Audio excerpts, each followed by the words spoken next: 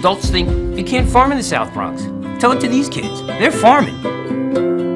For so many, food is the problem. Yet for all of us, food is a solution. We have some of the highest rates of juvenile diabetes and juvenile obesity in the nation. And we can change that. We absolutely have the power to change schools in this generation. Being an inner-city school kid is tough enough, especially in places like the South Bronx, where plenty of people are still jobless, and the schools, I got to be honest, are sometimes not always the best. But there are those seeking to make not just the education healthy, but adding a little meal time to the idea as well. We'll explain. Our guest is founder of the Green Bronx Machine, a New York school featuring edible classrooms. Let's welcome Stephen Ritz to MidPoint. Stephen, thanks for joining us, and I have to tell you, you get the award for this show for somebody showing up with the best bow tie ever. Well, thank you kindly, and it's an honor to be here, and I think well-dressed kids are well-schooled kids. I like that. I like that. As somebody who came from a school where you had to wear uniforms, I even understand what that is. But we never had a classroom that had an indoor edible wall. And that's what you had in your classroom. How did you start how did you get started putting food on the wall? Well, literally, you know, my odyssey across the Board of Education has been a remarkable one. And in my 30-plus years as an educator, I started getting bigger. I started getting fatter. At one point, I was close to 300 pounds. And when I started learning about different ways to engage children, the concept of farming and agriculture, of growing something greater, really took root. And most importantly, for inner city kids, when you teach them about nature, you teach them to nurture. And when my children embrace the sense of nurture, we as a society collectively embrace our better nature.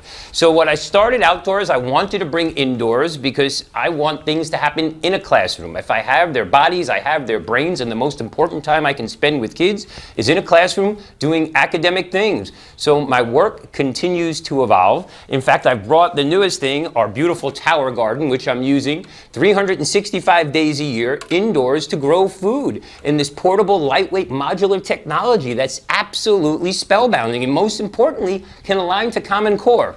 So while many people focus on food education, and I think that's important because let's make no doubt about it, kids need healthy food, we are using the art and science of growing food to grow healthy academic outcomes, healthy school performance, and happy, healthy children who know where their vegetables come from. Well, here's the next thing, though. I grew up in New York City. I know the area very well, where you're from. I know a lot of the schools there, and come on.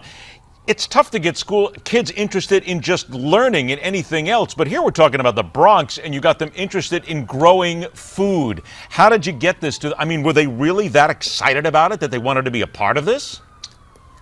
Oh, come on, Ed. Remember when you were a little kid and you put those seeds, those lima bean seeds? Kids love seeing No, I things never put grow. lima bean seeds anywhere, Stephen, because I couldn't stand them. My mother made me eat them, okay? Okay, well, I put lima bean seeds in, and you're talking to the oldest 6th grader in the world. So the fact that we can do this indoors, the reality is communities like mine are starving for healthy, fresh food. So when you can provide those with limited means and limited access to healthy, fresh food at a young age, they really love it. The little guys are willing to put anything in their mouth. And the coolest thing is if they grow it, they bring it home, and the mommy factor that worked for advertising and sugar-sweetened beverages can indeed work for healthy, locally grown food. Is that Stephen, I got to stop you there, but is that what we're doing too here that's just as important as getting the kids together? Because your attendance went from 40% to 93%, but it's odd that on this day, there's a study that came out that talked about now we in America are more obese than ever before. I think it's up in the high 20% now, 28, 29%. So is part of this not just getting the kids to school, but getting them to understand that they can take control of their bodies, control of their eating, and actually grow up a lot healthier, even in the inner city, which is always considered tough? Absolutely. Kids love growing food. They really do. And if you listen, I started this program with overage, undercredited kids, big, tough kids who came to me with a whole lot of baggage. But the cool thing about growing plants is if you take good care of them and you nurture them, they will succeed. And kids enjoy success. With little kids, they marvel at this. And the fact that I can do it in a classroom and raise them up, eating it and growing it, aligned to Common Core and content area subject matter is spectacular. spectacular. And the fact that I have a cost-effective piece of technology, the Tower Garden, that works indoors, uses 90% less water, 90% less space, and is accessible all year round is spellbinding. This is true STEM technology. Now, did you invent this technology that you're using, these towers? Did you invent them or do you buy them? No, I buy them, and I have a wonderful relationship with the company, and we are going to start a National Tower Garden Challenge. I believe that every child deserves a safe, healthy, nurturing environment, a place where they can learn and grow and dream of a better future. And imagine being able to grow it right there in your own classroom, using 90% less water and 90% less space. This is inspirational, aspirational, and absolutely cutting edge for some of the biggest challenges our planet and society as a whole are facing. Come on, Stephen, you got to admit that totally the kids just love you because you're such a quiet guy, you're such an unassuming guy, you never get excited about anything. Yeah, That's really what they like about you, right? I don't get it. Well, listen, it helps that I really care about them, but that's my job. My job is to inspire healthy living, inspire healthy learning, and to grow something greater. You know, I am CEO, Chief Eternal Optimist of Bronx County, and every day is an opportunity in my class to do something great. And as the health of the South Bronx goes, so goes the health of New York City, New York State, and the nation. So we can, because we are Americans, Mexicans, Dominicans, African Americans. I love this. I love this.